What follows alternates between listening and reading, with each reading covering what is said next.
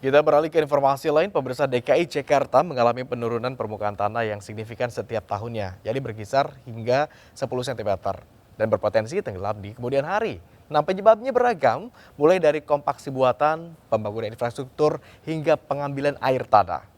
Nah, untuk mengurangi penurunan tanah ini, berbagai upaya tengah dirumuskan termasuk optimalisasi sistem penyediaan air minum regional untuk menghentikan penggunaan air tanah di DKI Jakarta.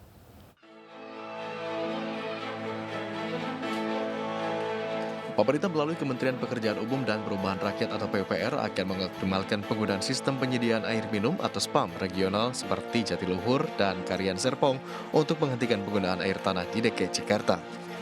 Diharapkan dua proyek SPAM ini dapat beroperasi pada tahun 2024 mendatang sehingga penurunan tanah dapat dicegah. Dalam paparan yang dilakukan di kantornya Direktur Jenderal Cipta Karya Kementerian PUPR, Diana Kusumastuti menyebut pihaknya akan menggenjot penyelesaian dua proyek sistem penyediaan air minum tersebut.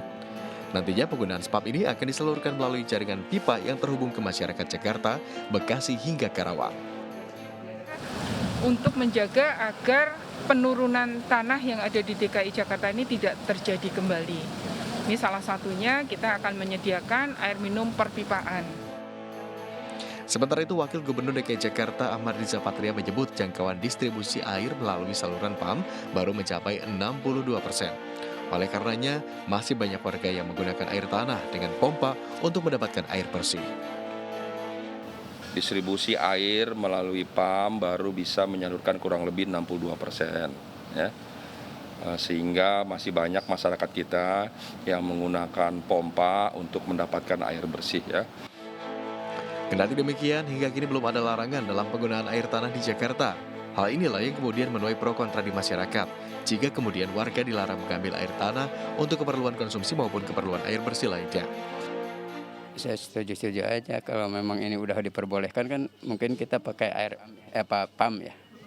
Nggak keberatan kalau memang ini nggak ada mau pakai apa lagi. Masih kan buat nyuci, mandi, pakai air itu. Tapi kalau buat minum tetap air galon.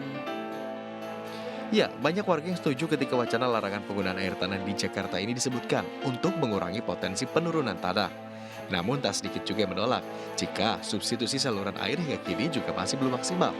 Optimalisasi saluran air bagi warga kini menjadi PR tambahan pemerintah untuk mengurangi potensi penurunan tanah di DKI Jakarta. Dari Jakarta, Tim Liputan A News melaporkan.